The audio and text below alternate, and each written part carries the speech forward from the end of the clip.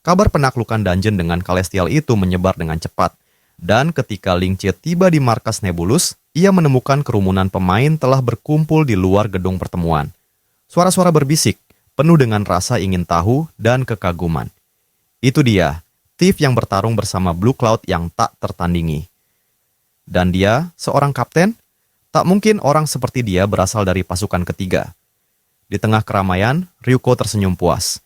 Akhirnya, Ling Che menjadi sosok yang begitu dikenal. Sepanjang perjalanannya ke sini, ia sudah mendengar begitu banyak rumor tentang pria itu. Namun, di balik kekagumannya, ia yakin bahwa Ling Che telah melakukan kesalahan besar dengan menolak tawaran Celestial. Sekarang aku jauh lebih kuat, gumam Ryuko. Jika aku bisa membersihkan dungeon bersama Tiana, maka aku bisa menghancurkan semuanya seorang diri. Aku bahkan lebih memahami transformasiku sekarang. Ling Che hanya berpura-pura mendengarkan, matanya kosong seolah pikirannya sedang melayang di tempat lain. Tiba-tiba, suara Tiana memotong percakapan mereka. Ling Che, kau tak mungkin bisa menyembunyikan identitasmu. Semua orang tahu namamu sekarang. Ling Che menoleh santai. Data sudah dikirim ke semua guild. Tidak mungkin menyembunyikannya, jadi aku berencana menaikkan tarifku lain kali. Apa? Tiana hampir berteriak.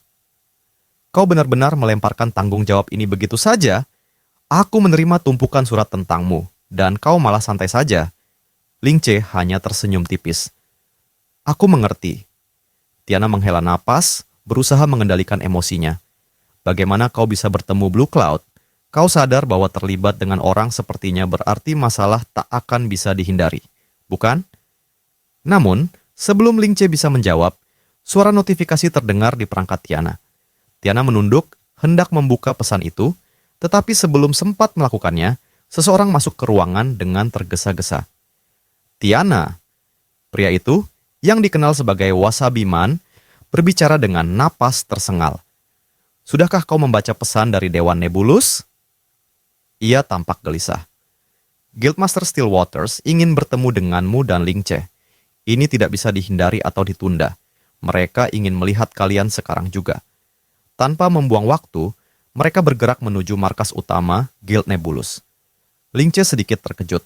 Markas ini jauh lebih mewah dibandingkan dengan Guild Celestial. Tiana tampak cemas, tetapi Ling Che menepuk bahunya dengan ringan. Tenang saja, katanya. Jika mereka ingin menuduh kita sesuatu, aku akan menanggungnya. Namun Tiana menggeleng dengan tegas. Aku bertanggung jawab atasmu. Lagi pula, kau memiliki hak untuk melakukan apapun yang kau inginkan. Mereka tidak bisa menyalahkanmu sendirian. Ling Che diam sejenak, memikirkan kata-kata Tiana. Ia tahu bahwa mendirikan guild sebesar ini di Heavenland adalah pencapaian luar biasa, bahkan bagi guild-guild kecil. Persaingan di sini sangat ketat. Seiring pertumbuhan sebuah guild, dukungan ekonomi mereka juga semakin kuat, dan hubungan berbasis keuntungan menjadi semakin kompleks. Para guildmaster memiliki pengaruh yang begitu besar, sehingga mereka bisa dengan mudah menggali identitas dan latar belakang setiap pemain jika mereka mau. Jika mereka memprovokasi Guild Nebulus, itu bisa berujung pada kehancuran.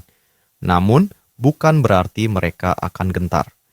Saat mereka memasuki perpustakaan besar dalam markas, Wakil Ketua Guild Nebulus menatap mereka dengan tajam sebelum berbisik kepada Stillwaters. Mereka sudah datang. Seorang wanita berambut panjang dan bermata tajam menatap mereka dengan tatapan penuh arti. Kami memanggil kalian ke sini karena ada banyak pertanyaan yang harus dijawab. Tatapan Stillwaters berpindah ke Tiana. Sebagai kapten pasukan ketiga, apa kau ingin mengatakan sesuatu? Tiana menarik napas dalam, bersiap memperkenalkan Ling Che secara resmi. Namun, sebelum ia sempat menyelesaikan kalimatnya, Ling Che mengangkat tangan, memotong ucapan Tiana. Mari langsung ke intinya saja, katanya, suaranya tenang namun penuh ketegasan. Aku tahu kalian ingin menginterogasiku, jadi tak perlu melibatkan Tiana. Keheningan menyelimuti ruangan. Stillwaters menatap Ling Che tanpa ekspresi, tetapi wakilnya tidak bisa menahan diri untuk mengungkapkan rasa penasarannya dengan suara yang terdengar jelas di tengah ruangan. Ling Che berkata bahwa dia sudah tahu sejak awal bahwa mereka akan bertanya mengapa ia bekerja sama dengan Celestial dalam level yang sangat berbahaya. Alasannya sederhana, dia butuh uang. Wakil ketua menatap tajam ke arah pemuda itu dan bertanya, apakah dia sadar bahwa orang yang dia ajak bekerja sama adalah kapten dari Celestial? Dengan ekspresi tenang, Ling Che menjawab bahwa dia memberikan jasanya kepada siapapun yang membayarnya. Tidak ada aturan yang melarang pemain menerima permintaan di Nebulus. Wakil ketua melanjutkan interogasinya. Bagaimana kau bisa bertemu dengan pemimpin Guild Celestial? Dan bagaimana kau tahu cara membersihkan dungeon di level yang mengerikan itu? Ling Che tersenyum tipis. Seorang teman mengenalkanku kepadanya, sedangkan untuk dungeon, semua ini berkat informasi yang telah kukumpulkan sendiri. Lily yang sejak tadi diam tiba-tiba bersuara. Kalau begitu, kenapa kau harus menyembunyikan informasi pribadimu? Nada suaranya penuh kecurigaan. Ling Che menatapnya sebentar sebelum menjawab dengan santai. Karena itu untuk melindungi privasiku. Jawaban itu membuat Lily kesal. Dengan ekspresi marah, dia menuduh Ling Che menjual jasanya kepada siapa saja hanya demi uang. Namun sebelum dia bisa melanjutkan ucapannya, ketua guild menghentikannya. Stillwaters menatap Ling Che dengan mata tajam lalu berbicara dengan tenang. Sejak zaman dahulu, mereka yang cakap akan mendapatkan lebih. Tidak ada alasan untuk mengkritik seseorang hanya karena dia pandai mencari peluang. Dia melirik Ling Che, seolah menilai sesuatu dalam dirinya. Bagaimanapun, aku sudah menyadari bahwa Ling Che bukanlah orang biasa. Itulah alasan aku memanggilnya dan Tiana ke sini untuk menjelaskan segalanya. Tidak perlu membahasnya lagi. Dengan itu, pertemuan resmi pun berakhir. Namun, sebelum semua orang meninggalkan ruangan, ketua klan meminta Tiana untuk tetap tinggal karena ada sesuatu yang perlu didiskusikan. Ling Che tidak berniat pergi begitu saja. Dengan langkah mantap, dia maju ke depan dan berkata, "Aku punya satu permintaan. Jika itu dikabulkan, aku akan pergi." Stillwaters menatapnya dengan penuh minat. "Apa itu?" Ling Che tersenyum percaya diri. "Aku bisa membawa kesuksesan besar bagi guild ini, tapi aku membutuhkan izin khusus. Aku ingin membentuk timku sendiri. Aku tetap butuh dukungan dari guild, tetapi aku tidak ingin Tiana terlibat dalam hal ini." Stillwaters menyilangkan tangan di dadanya dan menilai pemuda itu dengan tatapan tajam. "Baiklah, kau punya waktu 1 bulan. Jika dalam waktu itu kau bisa membentuk tim dan membawa mereka masuk ke peringkat 10 besar dalam daftar peringkat tim, aku akan mengizinkanmu untuk mendirikan tim independen. Setuju?" Ling Che menatap Stillwaters dengan penuh pertimbangan. Tawaran itu terdengar sulit, bahkan hampir mustahil. Tapi dia tahu, Stillwaters pasti memiliki rencana tersendiri. Tanpa ragu, dia mengangguk. "Baik, aku setuju." Tiana tampak terkejut dengan keputusan itu. Dia tidak menyangka bahwa ketua klan akan memberikan syarat seperti ini. Wakil ketua hanya tertawa dan bertanya, "Kau tahu daftar peringkat yang kami bicarakan, bukan?" Ling Che tidak menjawab. Dia hanya berbalik dan melangkah keluar dengan penuh percaya diri. Kita lihat saja dalam sebulan. Daftar peringkat tim diperbarui setiap hari Minggu. Hanya tim-tim terbaik yang bisa masuk ke dalamnya. Peringkat ditentukan secara otomatis berdasarkan jumlah dungeon yang berhasil diselesaikan dalam 1 minggu. Semakin tinggi tingkat kesulitan dungeon yang ditaklukkan, semakin besar poin yang diperoleh. Yang menjadi masalah adalah, posisi 10 besar selalu dikuasai oleh 5 guild utama. Syarat yang diajukan Stillwaters nyaris tidak mungkin dipenuhi. Wakil ketua mengernyit dan bertanya, "Apakah Ling Che sadar akan daftar peringkat ini?" Stillwaters tidak menjawab. Sebaliknya, dia menoleh ke arah Tiana dan bertanya, "Apa kau dengan sengaja membawa seorang thief ke dalam guild ini?" Tiana terdiam sejenak sebelum akhirnya menjawab, "Benar, aku memang mengundangnya ke dalam guild." Stillwaters tersenyum samar. "Jawabanmu menunjukkan bahwa kaulah yang pertama kali mengajaknya, bukan sebaliknya." Tiana tidak memahami maksud dari pernyataan itu, tetapi dia tetap mengangguk. "Tim kami adalah sumber darah segar yang penting bagi guild ini. Dia tahu bahwa perjalanan ini tidak akan mudah, tetapi dia siap menghadapi segala konsekuensinya." Sementara itu, wakil ketua masih bertanya-tanya apa yang sedang dicari oleh Stillwaters. "Apa kau mencurigai Ling Che sebagai mata-mata?" Namun, Stillwaters hanya menggelengkan kepala. "Bukan itu tujuanku. Orang seperti Ling Che, yang percaya diri seperti itu, pasti akan menerima tantangan ini. Aku hanya ingin tahu, siapa yang akan dia pilih untuk timnya." Ketika Ling Che kembali ke ruang pertemuan, Ryuko langsung menyapanya. "Kau baik-baik saja?" Ling Che hanya tersenyum samar. "Aku baik-baik saja." Wasabi-man yang berada di dekat mereka mengangkat alis. "Benarkah? Karena aku dengar Kapten Stillwaters ingin tahu lebih banyak tentang masa lalumu. Ling Che menggeleng. Yang dia inginkan dariku hanyalah membentuk tim. Jika aku bisa membawa timku ke peringkat 10 besar dalam 1 bulan, maka tim itu akan diakui sebagai tim permanen. Ryuko langsung bersemangat. Kalau begitu, aku siap. Aku akan membantumu menembus peringkat 10 besar.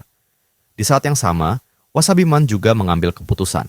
Dia tahu bahwa Ling Che bukanlah orang biasa. Ling Che telah berulang kali membuktikan bahwa dia mampu melakukan hal-hal yang mustahil. Orang seperti ini, yang terus berusaha menjadi lebih kuat, adalah orang yang pantas untuk dibantu. Bahkan jika itu berarti dia harus meninggalkan posisinya saat ini. Akhirnya, saudari Tiana kembali. Ryuko dengan penuh semangat memberitahu bahwa Ling Che telah menceritakan semuanya kepada mereka. Seorang thief yang juga berada di sana menatap Tiana dengan curiga dan bertanya, "Kenapa kapten menahanmu begitu lama? Apa dia benar-benar ingin menanyaimu soal Ling Che?" Tiana tidak menjawab pertanyaan itu. Sebaliknya, dia menatap Ling Che dengan mata menyipit, penuh rasa ingin tahu. "Apakah menjadi independen benar-benar sepenting itu bagimu?" Ling Che terdiam sejenak. Kemudian dengan suara tenang, dia menjawab, "Aku dan dirimu sangat berbeda. Aku tidak memiliki tanggung jawab seperti yang dia miliki." Dia menginginkan kebebasan karena takut sifat bebasnya akan menjadi beban bagi mereka semua dan memicu masalah yang tidak perlu. Tiana sendiri tidak bisa menyangkal ketakutannya terhadap pengaruh guild, tetapi ia mampu mencapai apa yang ia miliki sekarang, sebagian besar berkat bantuan Ling Che. Jadi, jika pria itu membutuhkan bantuannya, dia akan berada di sisinya. Anak itu hendak maju, tetapi Ling Che menenangkannya. Mereka membutuhkan setidaknya 4 orang dalam tim untuk bisa mendaftar ke peringkat tim. Wasabi dan Ryuko mulai berbagi ide tentang bagaimana mereka bisa naik peringkat. Ling Che dengan tegas mengatakan bahwa Wasabi tidak bisa bergabung jika keterampilannya tidak memenuhi standar mereka. Ini bukan soal level, melainkan soal kompatibilitas keterampilan. Bahkan Ryuko yang lebih muda darinya bisa mengalahkannya. Selain itu, tim mereka sudah memiliki seorang thief dan mereka belum membutuhkan 2 pemain dengan kelas yang sama. Wasabi yang kecewa pun mengangguk, menyadari bahwa Ling Che tidak bermaksud merendahkannya. Ling Che menambahkan bahwa keputusan ini tidak ada hubungannya dengan persahabatan mereka dan berharap Wasabi bisa memahami hal itu. Tiana yang menyaksikan percakapan itu dari kejauhan berpikir bahwa Ling Che terlalu kasar dalam caranya berbicara. Saat Wasabi berjalan keluar, ia mengatakan bahwa setelah Ling Che menemukan pemain yang cocok, ia akan menantang mereka dalam duel. Wakil kapten dari eselon ketiga meminta satu kesempatan untuk membuktikan dirinya, dan ia tidak akan menyia-nyiakannya. Setelah Wasabi-man pergi, Ling Che mengatakan bahwa ia harus segera pergi karena waktunya tidak banyak. Tiana bertanya kemana ia akan pergi, dan Ling Che menjawab bahwa ia harus segera menemukan seorang pemanah untuk tim mereka. Sementara itu, di dalam hutan gelap, 3 pemain berlari, berusaha menemukan lawan mereka. Mereka mempertimbangkan untuk berpencar karena belum juga menemukan posisi musuh. Namun, meskipun mengalami kesulitan sementara, mereka yakin dapat melacaknya sampai akhir karena lawan mereka berencana menghadapi Dark Wolves. Tiba-tiba, sebuah peluru menembus kepala salah satu anggota tim. Jeritannya menggema sebelum tubuhnya roboh tak bergerak. Rekannya yang terkejut menoleh dan melihatnya tergeletak di tanah. Namun, keterkejutannya hanya berlangsung singkat karena peluru kedua menghancurkan kepalanya. Kapten unit yang melihat rekan-rekannya tumbang begitu saja memutuskan untuk melarikan diri. Ia begitu percaya diri bahwa sang penembak jitu akan membutuhkan waktu lama untuk mencarinya. Ia berpikir bahwa ia hanya perlu menunggu bala bantuan dari Dark Wolves. Namun, ia masih tidak mengerti dari mana musuh misterius itu menembak. Tiba-tiba, seekor burung terbang turun dari pohon di sisi lain lapangan, menunjukkan lokasi sang penembak. Namun, sebelum ia sempat berlindung, peluru terakhir mengakhiri segalanya. Sang penembak, yang dikenal sebagai burung kegelapan, sudah mencapai level 14 dan merasa sangat puas dengan dirinya sendiri. Dengan senyum penuh kemenangan, ia menatap mayat-mayat lawannya. Beberapa waktu kemudian, Bird of Darkness turun ke kota untuk bersantai. Para pemain di sana mengagumi senjatanya, membicarakan betapa sulitnya menjadi seorang penembak jitu. Senjata miliknya sangat langka, meskipun memiliki daya serang tinggi dan sangat sulit untuk digunakan dalam pertempuran. Dia memiliki Heavenly Falcon, yang hanya bisa diperoleh dari dungeon dengan tingkat kesulitan tinggi. Hari itu, para pemain beruntung bisa melihatnya secara langsung. Bird of Darkness memasuki sebuah kedai. Tatapan semua orang tertuju padanya. Dari ambang pintu, ia memesan bir hitam, dan beberapa saat kemudian, sang bartender menyajikannya. Ia membayar dengan emas. Ling Che yang mengikuti dari belakang mendekatinya dan berkata bahwa jika bukan karena seorang teman yang melihatnya masuk ke kedai, ia tidak akan bisa menemukannya. Tentu saja, rumor itu benar. Serigala penyendiri yang selalu menuliskan huruf GG setiap kali mengejek lawannya kini berada di hadapannya.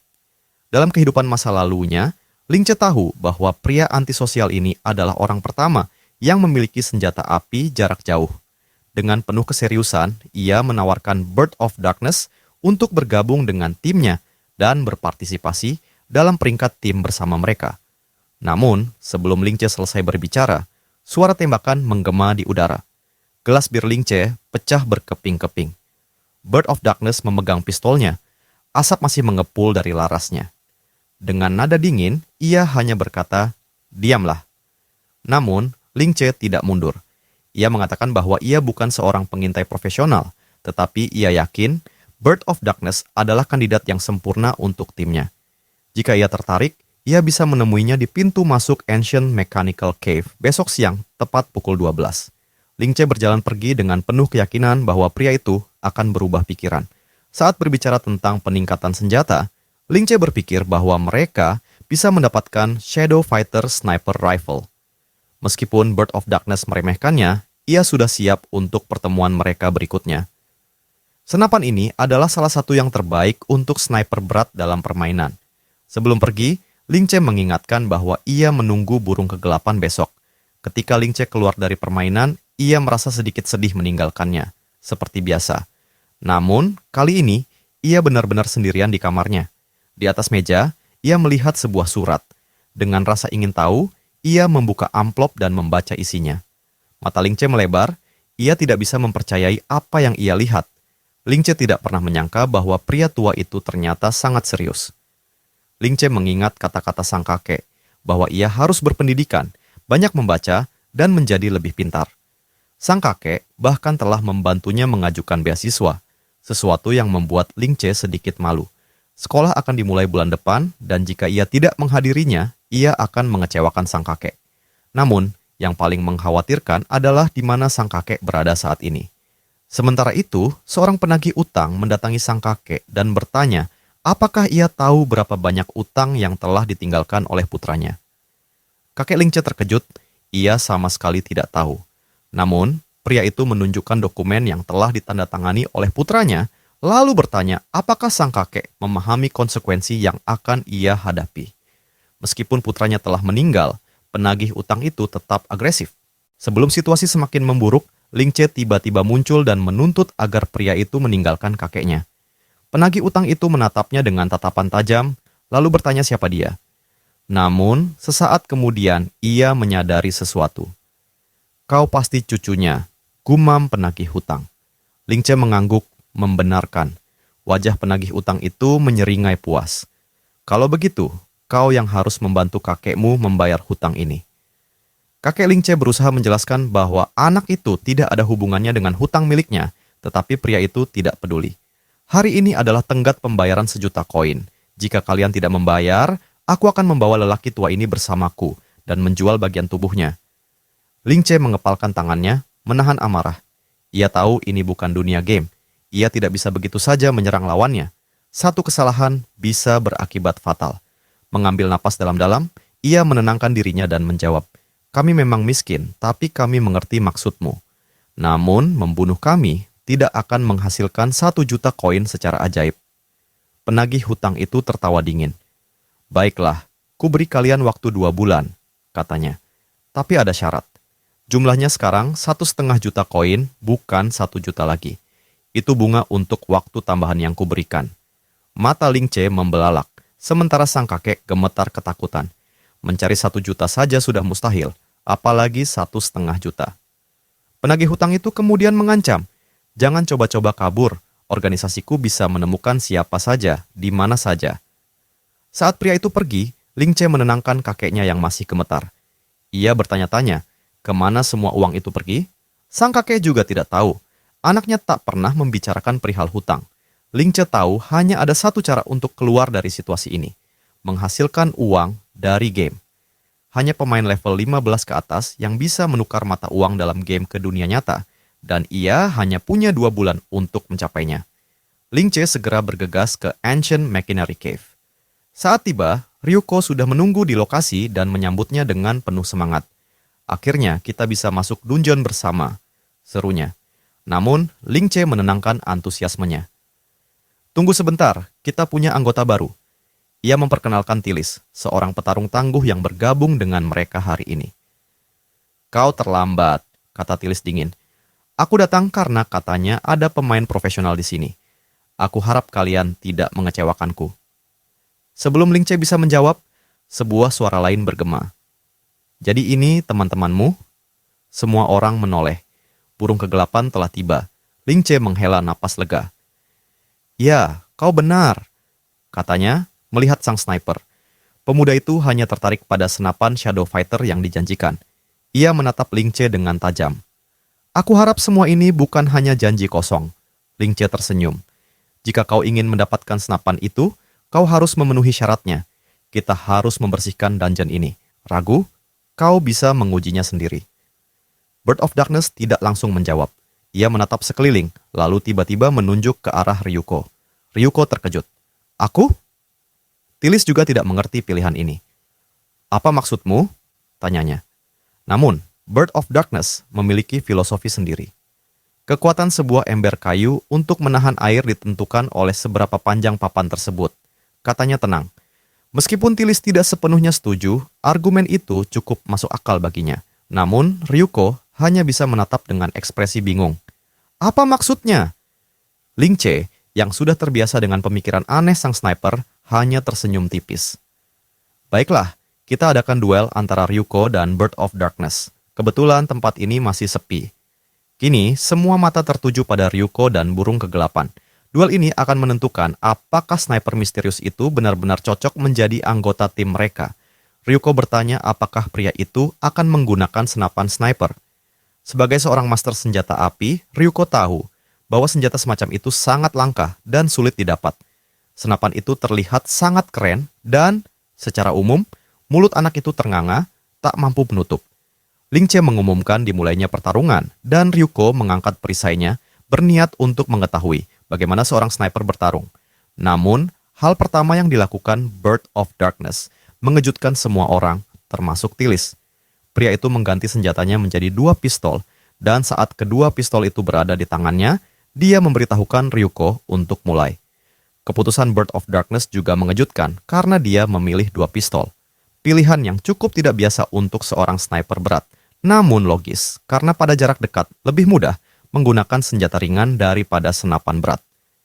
Tilis juga memahami berusaha berlatih menggunakan senjata api, karena itu akan menjadi pengalaman yang baik. Ryuko senang melihat kedua pistol itu, berpikir pria itu akan menggunakan senjatanya, karena sniper tersebut tampaknya tidak berniat untuk menyerang terlebih dahulu. Ryuko pertama-tama menggunakan serangan perisai terbang, namun serangannya gagal, dan Bird of Darkness dengan mudah menghindari perisai itu, lalu melompat menjauh. Ryuko merasa semakin tertantang dengan reaksi lawannya yang gesit, yang berarti pertarungannya akan menarik. Ryuko berlari mengambil perisainya, sementara Bird of Darkness mulai menembaknya dengan pistol. Anak itu sangat gesit dan berhasil menghindari tembakan musuh, seraya berteriak bahwa dia merasa simpati pada burung kegelapan.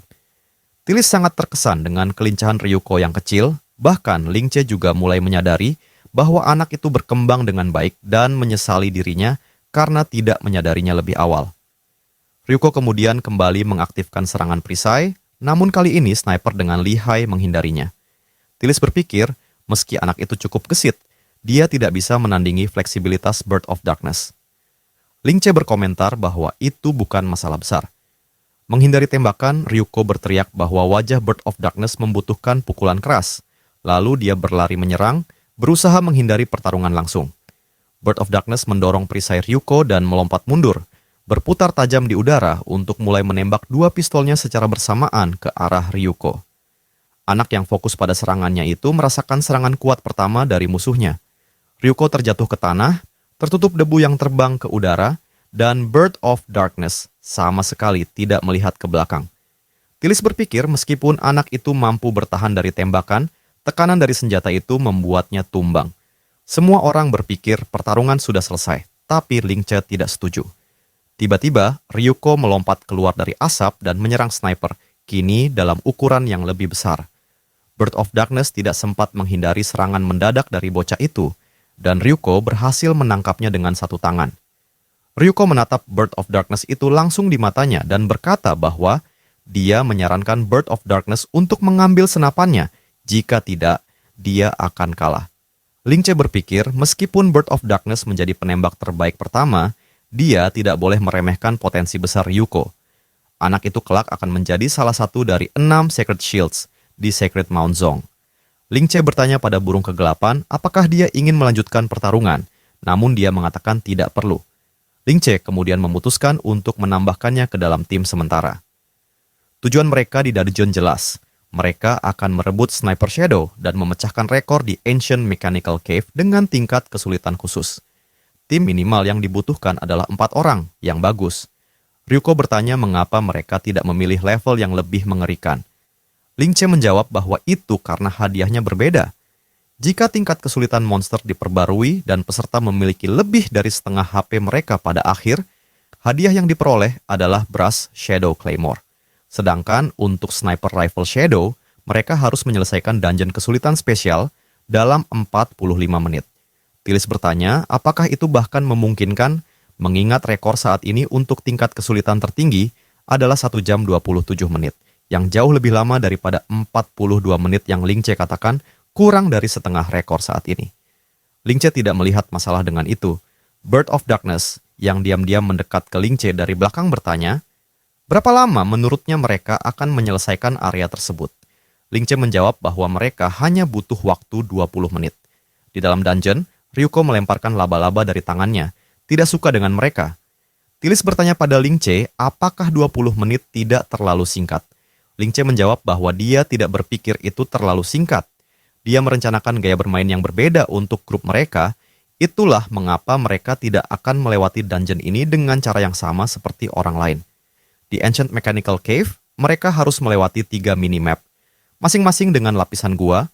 Setelah itu mereka harus mengalahkan Mechanical Griffin Kyla.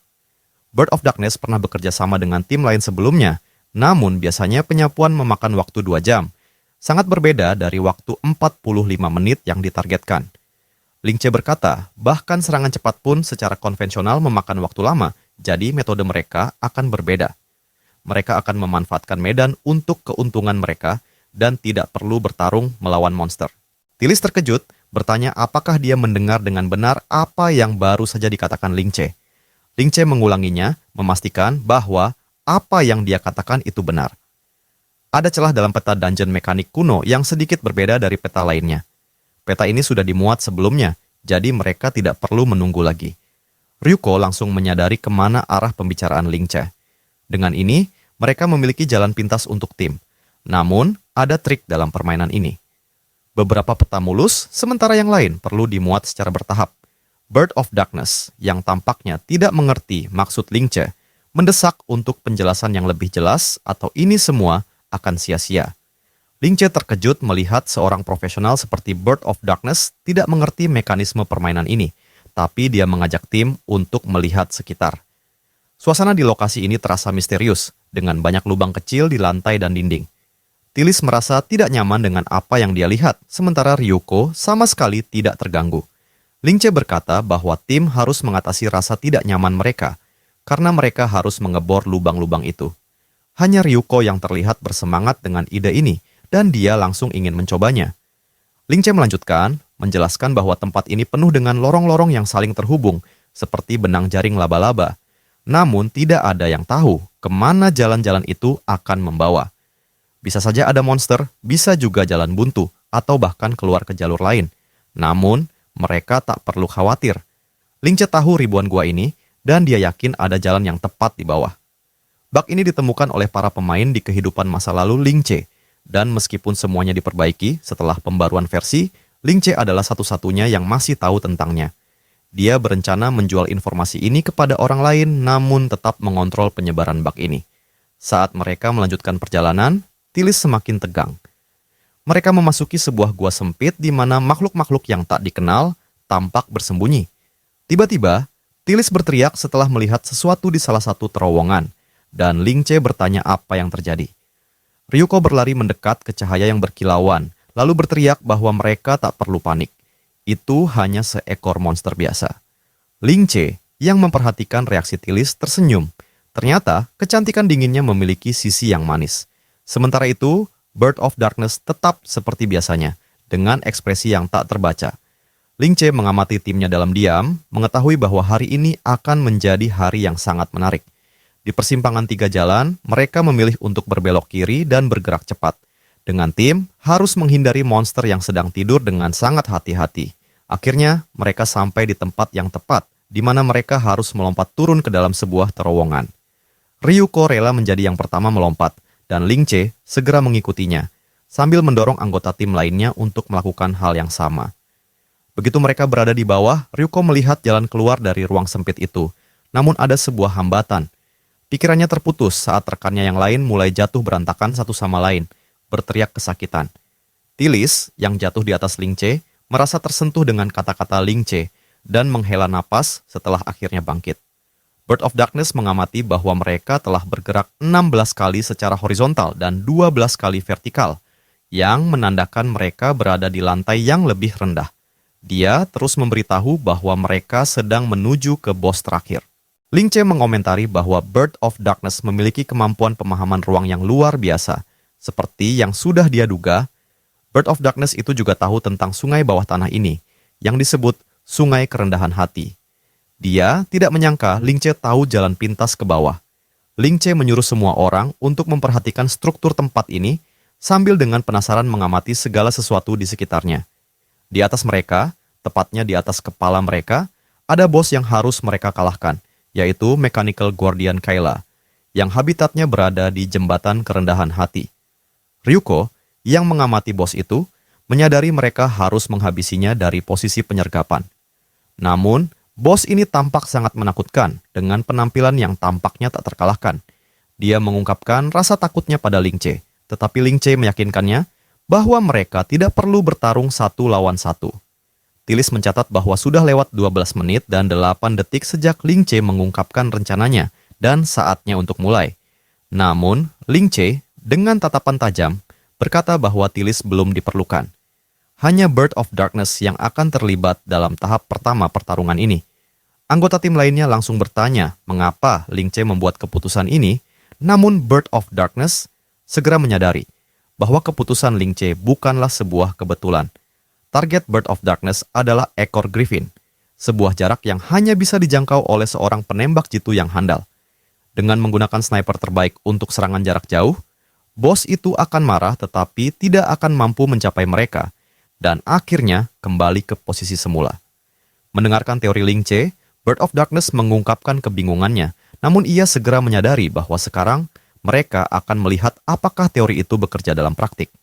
Ling Che mengingatkan untuk lebih sering menggunakan skill serangan tunggal agar kerusakan meningkat, karena ekor adalah titik terlemah dari Griffin, sementara senjata sniper juga ideal untuk jarak jauh. Ryuko dan Tillis bertanya apa yang harus mereka lakukan, dan Ling Che menjawab bahwa mereka akan menunggu, tetapi nantinya akan ada kesempatan untuk mereka memainkan peran utama. Bird of Darkness bertanya apakah ia bisa mulai, dan Ling Che menjawab dengan tegas, "Silakan."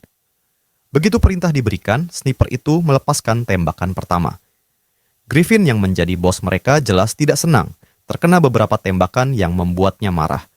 Ling Che berteriak kepada Ryuko untuk terus bertahan, karena sekarang Griffin pasti akan memperhatikan mereka.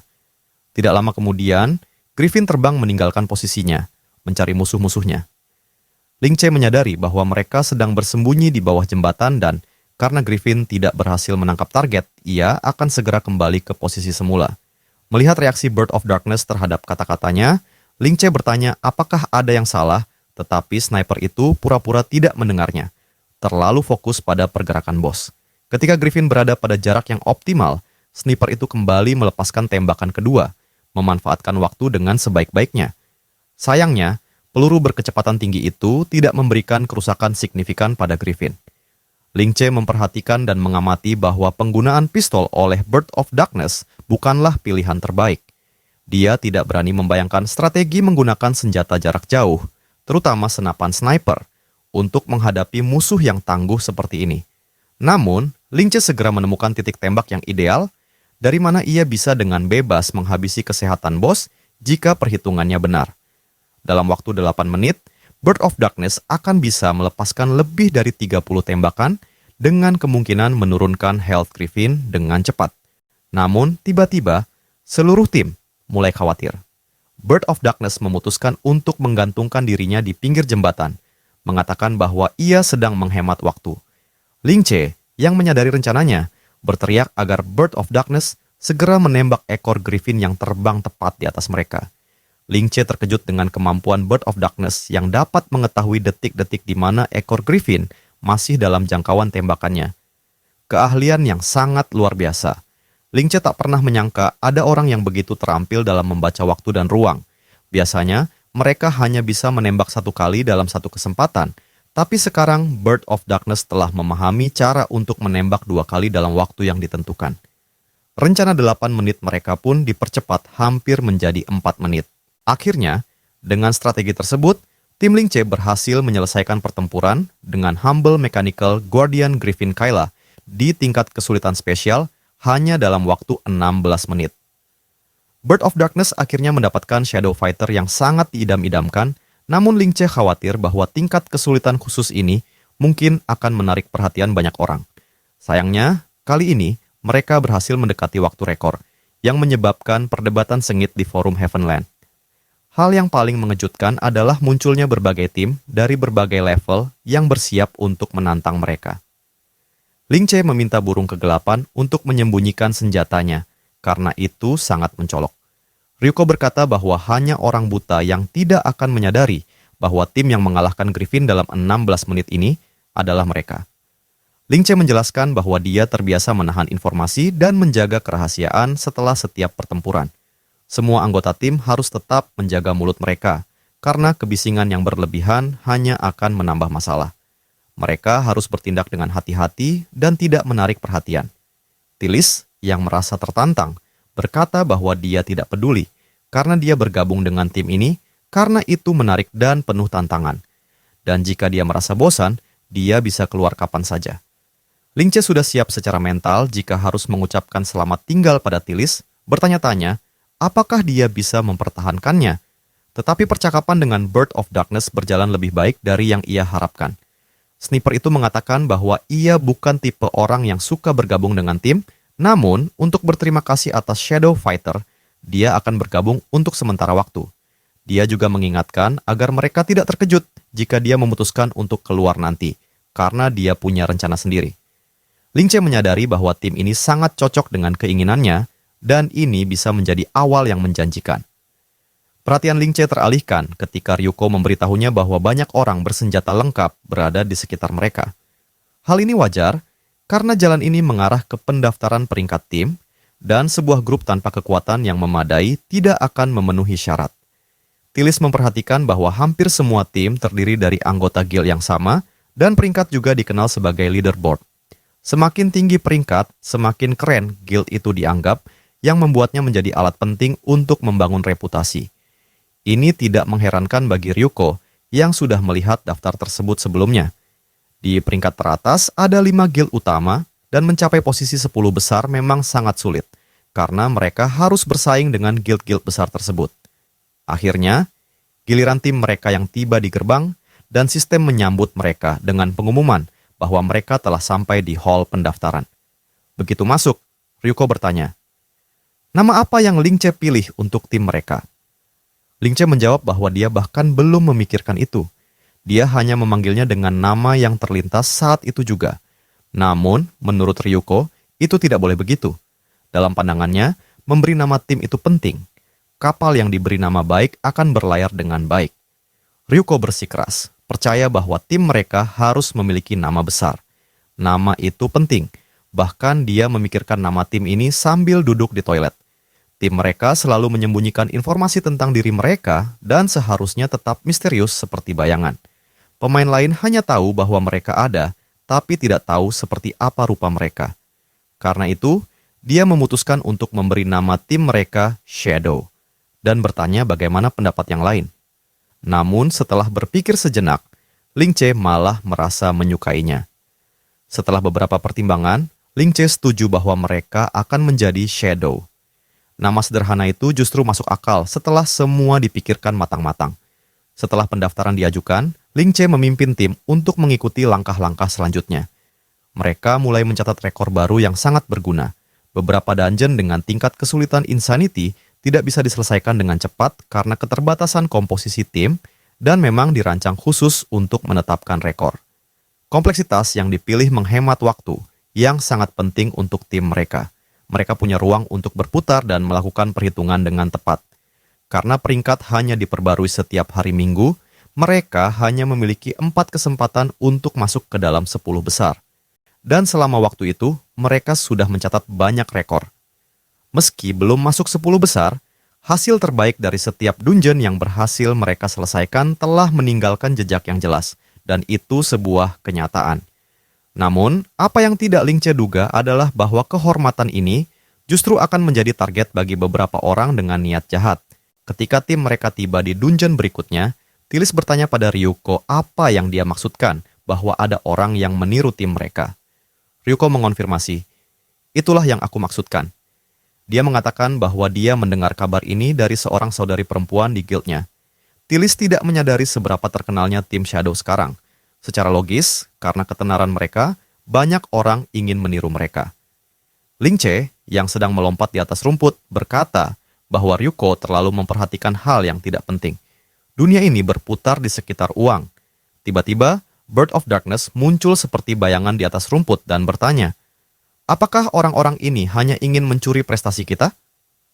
Tim yang populer memang memiliki nilai komersial yang sangat signifikan. Meskipun tingkat ACT mereka rendah, masih ada orang yang membuat salinan palsu. Mereka baru saja menyelesaikan dungeon lain, mencatat rekor baru, dan tiba saatnya untuk membagikan hadiah serta mempersiapkan dungeon berikutnya. Ryuko dan Tilis akhirnya menjadi teman baik. Mereka bersemangat menyelesaikan dungeon dengan cepat. Namun, Ling Che tidak sempat mengunduh tugas berikutnya ketika tiba-tiba pemain yang tampak persis seperti mereka berlari di dekat mereka. Dan deskripsi tim mereka juga cocok. "Palsu!" teriak seorang thief dengan kejutan. "Hari ini kita beruntung bertemu dengan peniru kita." Ryuko, satu-satunya yang masih bisa berbicara, terkejut karena para peniru itu bahkan memiliki profesi yang sama. Mereka memiliki seorang mage, sniper, dan seorang warrior dengan pelindung yang sama persis seperti milik Ryuko kecil. Kini mereka tidak bisa begitu saja melarikan diri. Sebelum musuh sempat tampil, mereka sudah menyingkirkan peniru lain yang juga menyamar sebagai tim Shadow. Ling Che bisa mendengar kerumunan berkumpul dan mendiskusikan siapa yang sebenarnya tim Shadow. Tim Shadow yang baru muncul dan mulai menggertak para penipu, kemungkinan besar menurut kerumunan, mereka adalah Shadow yang asli. Mendengar kata-kata itu, thief palsu berkata, "Melihat dari kelas dan peralatan, tidak perlu penjelasan lebih lanjut. Mereka adalah peniru. Dan melihat wajah mereka yang tegang, mudah untuk mengatakan bahwa mereka juga takut dengan kenyataan." Ling Che mengamati bahwa kelompok ini cukup profesional, tetapi mereka tidak punya waktu untuk omong kosong semacam ini. Dia memberitahu teman-temannya agar tidak membuang waktu mereka dengan orang-orang ini. Tilis, yang belum pernah melihat hal seperti ini sebelumnya, merasa aneh karena ini adalah pertama kalinya dia bertemu dengan seseorang yang meniru dirinya. Namun, Bird of Darkness tidak senang.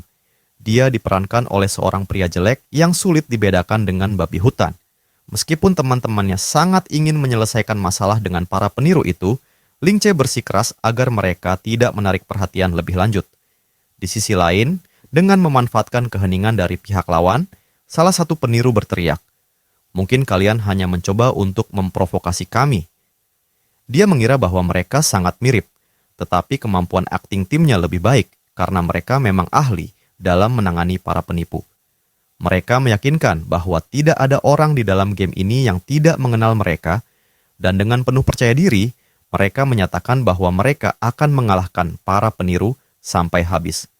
Ling Che mengangkat alisnya dan bertanya bagaimana pertarungan itu akan dilaksanakan. Tim palsu itu menjawab bahwa itu memerlukan kompetisi 1 lawan 1 antara 2 tim.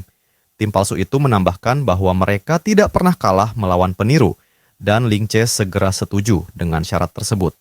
Kecepatan Ling Che menyetujui tantangan itu membuat si peniru terkejut, tapi sudah tidak ada jalan mundur lagi. Banyak pasang mata yang menyaksikan mereka, dan Ryuko palsu dengan nada serius mengatakan bahwa tim yang lebih kuatlah yang akan menang. Tim yang menang dalam 3 ronde akan dinyatakan sebagai pemenang. Mendekat ke Ling Che, dia bertanya, siapa yang akan maju pertama dari tim mereka. Ryuko kecil tidak menunggu lama. Dia berkata bahwa seharusnya pertarungan dilakukan antara pemain dengan kelas yang sama. Jika tidak, itu tidak akan menarik. Pihak lawan pun menyetujuinya. Aturan pertarungan sangat sederhana.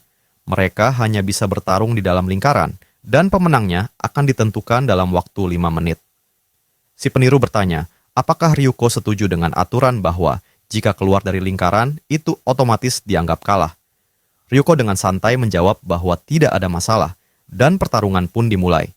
Ling Che mengatakan pada Ryuko bahwa tidak ada yang istimewa yang perlu dilakukan. Dia hanya perlu mengalahkan lawannya. Ryuko menjawab bahwa itu tidak masalah, dia siap untuk itu. Namun, Ling Che menambahkan satu hal lagi. Ryuko tidak boleh berubah bentuk karena itu hanya akan menarik perhatian yang tidak perlu. Ryuko tidak terlalu suka dengan syarat tersebut, namun ia tetap mengikuti aturan dan pertarungan dimulai. Si peniru berkata bahwa meskipun ini adalah duel, ia ingin meminta sedikit nasihat dari Ryuko. Ryuko kecil, yang berada 1 level di bawah lawannya, dengan senang hati menyetujuinya dan mengatakan bahwa ia jauh lebih kuat sekarang dibandingkan sebelumnya. Peniru itu mendekat dan mengatakan bahwa ia ingin berjabat tangan sebagai tanda hormat sebelum pertarungan dimulai. Ryuko, yang sedikit bingung karena itu adalah pertama kalinya ia bertemu mereka, tanpa ragu menjabat tangan lawannya. Namun, itu semua hanyalah tipu daya. Si peniru dengan cepat mengangkat tangan Ryuko dan mengangkatnya tinggi ke udara. Tak lama setelah itu, dia melemparkan Ryuko ke tepi lingkaran, membuat Tilis berteriak dengan marah bahwa peniru itu adalah bajingan pembohong. Ryuko berhasil mendarat, namun tanpa memperhatikan apakah dia melewati garis batas. Dia sangat marah karena telah dikhianati, tapi si peniru berkata bahwa si anak telah kalah karena aturan adalah aturan, dan Ryuko telah melanggar batas. Tilis berkata bahwa sudah waktunya untuk melanjutkan ronde berikutnya. Mereka akan mengirimkan penyihir mereka maju. Ryuko berharap gadis itu bisa membalas dendam atas dirinya. Bird of Darkness sedikit kecewa, namun Tilis lebih cepat daripada dia.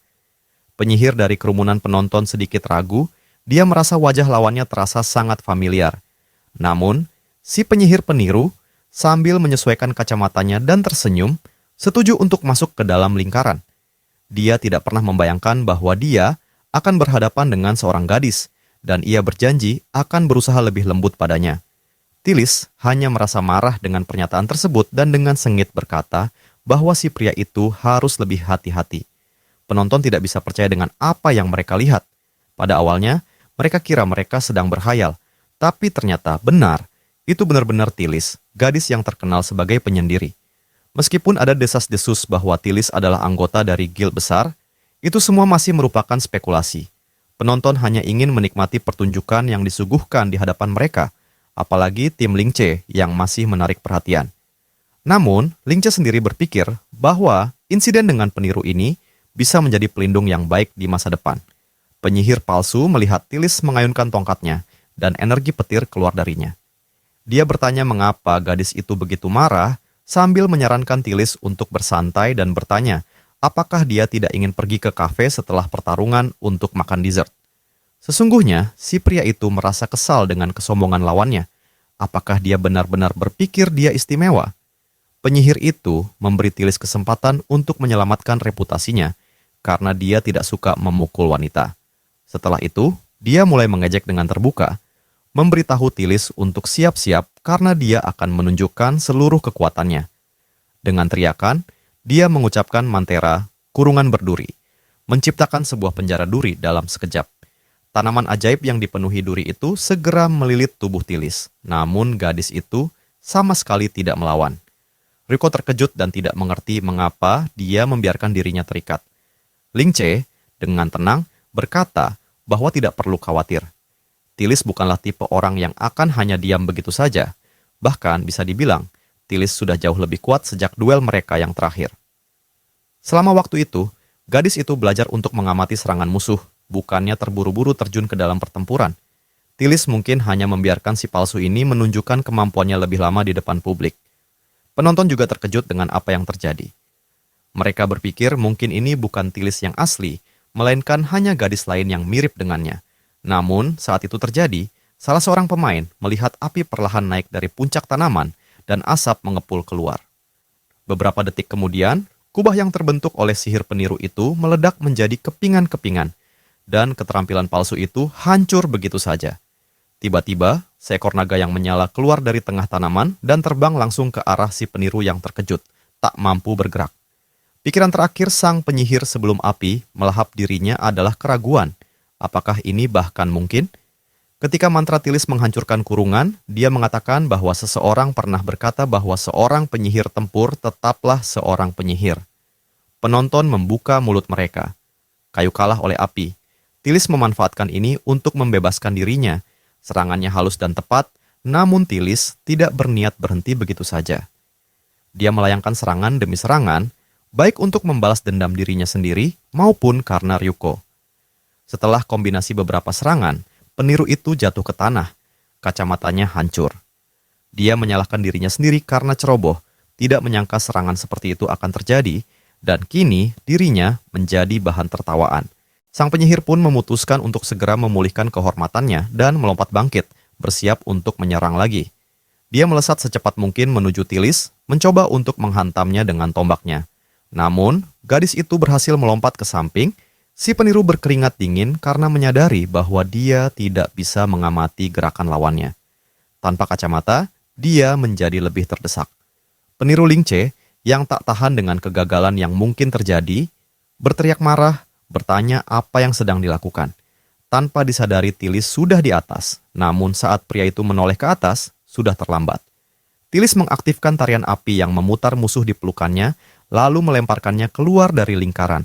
Dengan itu, dia menyerahkan tongkat komando kepada pasangan berikutnya, dan penonton akhirnya menyadari bahwa mereka benar-benar sedang menyaksikan Tilis yang asli. Ling Che mengatakan bahwa serangan terakhir Tilis terlalu mencolok, namun Ryuko justru terlihat senang. Tilis menjawab bahwa dia tidak peduli. Ada satu pertandingan terakhir yang tersisa, dan lebih baik tidak kalah dalam duel tersebut. Penonton perlahan mulai menyadari bahwa tim yang sebelumnya bersikap begitu terang-terangan itu mungkin adalah tim peniru. Peniru Ling Che tidak bisa membiarkan duel terakhir ini dilakukan oleh orang yang mereka sewa untuk bermain sebagai penembak jitu. Dia menyadari bahwa dia harus menyelesaikan pertarungan ini dengan cepat dan meninggalkan tempat itu, atau mereka semua akan dalam masalah besar. Peniru Ling Che mencoba mempertahankan wajah serius, mengatakan bahwa lawan mereka hanya memanfaatkan kelalaian anggota timnya. Dia memilih melawan pria yang menurutnya belum membuka mulut sama sekali selama ini, mungkin karena ketakutan. Peniru itu memastikan bahwa Ling Che segera masuk ke dalam lingkaran. Semakin banyak penonton berkumpul di sekitar lingkaran. Semua orang ingin melihat tim legendaris itu dengan mata kepala mereka sendiri. Victor tercengang di antara dua orang di dalam lingkaran. Dia mengenali Thief itu sebagai Ling Che. Teman-teman di timnya juga menatap ke arah Ling Che. Perawat Jane juga mengenali pria tampan itu sebagai Ling Che. Sudah lama sejak mereka bertemu dan dia bertanya-tanya apakah Ling Che masih ingat padanya.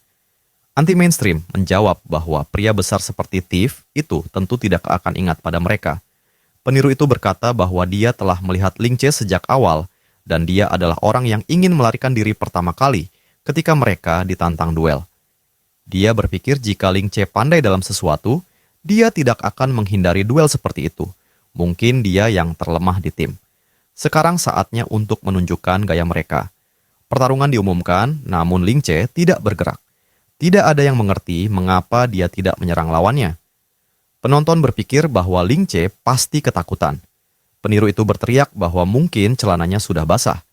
Mungkin dia tidak tahu cara bermain sebagai Thief. Peniru Ling Che semakin berani dengan setiap detik yang berlalu tanpa reaksi apapun dari Ling Che. Dia memutuskan untuk menyerang terlebih dahulu dengan mengaktifkan bom asap. Ryuko tidak menyukai gerakan yang dilakukan anggota tim peniru dan ingin melihat bagaimana Lingche akan menanganinya. Penonton terlihat bingung. Mereka yang mengenal Lingche secara pribadi yakin bahwa Lingche akan menang, sementara yang lain bersikeras bahwa peniru itu akan menang. Kelompok peniru sudah banyak berperang dan mengalahkan lebih dari selusin tim lawan, dan tim mereka tidak pernah kalah dalam satu duel pun. Namun, semua dugaan dan spekulasi itu tidak membawa hasil. Tidak ada seorang pun di antara penonton yang bisa melihat apapun melalui asap. Peniru itu yakin bahwa dengan bom asap ini, dia bisa menggunakan substitusi bayangan untuk menentukan lokasi musuh yang kebingungan. Pada akhirnya, setelah menemukan target, dia akan mengakhiri pertarungan dengan serangan balik yang kuat, sebuah kombinasi yang tidak pernah gagal. Peniru itu menemukan Lingche masih berdiri di tempat yang sama. Apakah dia benar-benar sebodoh itu? Peniru itu memutuskan untuk segera menyerangnya sebelum asap itu benar-benar hilang. Namun, meskipun peniru itu tidak menyadarinya, Lingche sudah mengetahui posisi lawannya. Perawat elf, Jane, mulai kehilangan kesabaran, penasaran dengan apa yang terjadi di dalam asap, tapi dia tak perlu menunggu lama. Tiba-tiba, sistem mengumumkan berakhirnya duel. Pemenangnya sudah ditentukan, dan tidak ada yang mengira perkembangan yang begitu cepat ini. Peniru Ryuko tertawa, yakin sekali bahwa kemenangan akan berpihak pada tim mereka. Pimpinan mereka tidak pernah kalah menggunakan kombinasi ini. Asap mulai menghilang, dan yang pertama terlihat adalah kepala salah satu anggota tim yang tergeletak pingsan di tanah. Bingung, tak percaya bahwa tim mereka kalah dari tim pemain aneh ini. Ryuko yang asli mengumumkan kemenangan 2-1 untuk tim mereka, dan Lingche berkata bahwa mereka harus pergi karena tempat itu terlalu ramai. Ryuko berkata bahwa dia ingin mengetahui bagaimana Lingche menghadapi lawannya. Dia percaya bahwa bos Lingche telah membalas dendam untuknya, sementara para peniru berusaha mengangkat pemimpin mereka yang masih terbaring di tanah. Penonton berspekulasi bahwa pemenangnya mungkin adalah unit legendaris yang sebenarnya.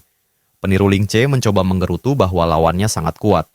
Dia telah menghitung setiap gerakan, namun peniru itu bahkan tidak bisa melihat pedangnya. Hanya saja dia dipukul tanpa bisa membalas. Sang penembak berkata bahwa mereka mendengar bahwa penyihir dari tim Shadow itu kemungkinan adalah Tilis dari arena, dan mereka mungkin benar-benar Shadow yang asli. Sementara itu, perawat elf, Jane, mendorong teman-temannya untuk bergerak dan berbicara dengan Lingche nanti di markas Wolfang. Deputi Guild tersebut menerima pesan dari pemain yang sebelumnya mereka sewa. Tanpa berbalik ke arah pembawa pesan, pria itu bertanya guild mana yang mengirim pesan dan apa isi pesan itu. Utusan itu menjawab bahwa itu adalah strategi tentang apa yang harus dilakukan dengan Shadow yang baru saja menjadi populer, karena tim ini sedang mencetak rekor baru. Banyak pencapaian Wolfang yang tertimpa oleh mereka dan mengancam posisi mereka di papan peringkat. Ini adalah strategi untuk menyuap beberapa guild dan memaksa mereka berpura-pura menjadi Shadow untuk merusak reputasi mereka dan kemudian mengeliminasi mereka. Utusan itu melaporkan bahwa penyihir Shadow kemungkinan adalah pemain Tilis dari arena, dan Deputi Guild itu berkata bahwa semuanya kini menjadi lebih mudah. Dia memerintahkan untuk memberitahu semua thief yang ahli dalam pembunuhan untuk menyembunyikan informasi mereka dan menjadikan tim ini target mereka. Deputi dari Guild Wolfang, Squirrel, bertekad untuk menjatuhkan Shadow kembali ke level 0 dengan cara apapun.